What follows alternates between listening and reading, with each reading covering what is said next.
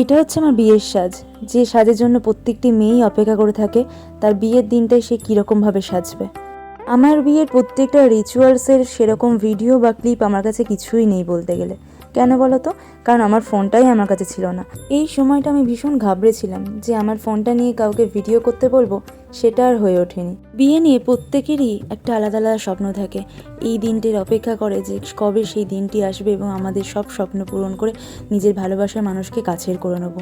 সেরকমই আমার আর প্রীতমের এই দিন নিয়ে অনেক স্বপ্ন ছিল।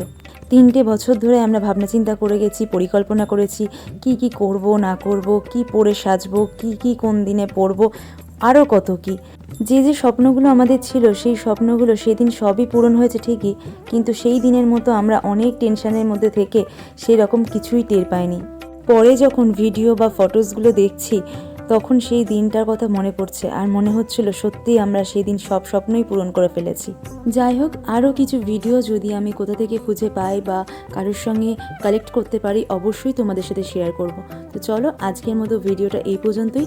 আবার একটা নতুন ভিডিও নিয়ে আবার হাজির হব। ততক্ষণ সবাই সুস্থ থেকো, ভালো থেকো।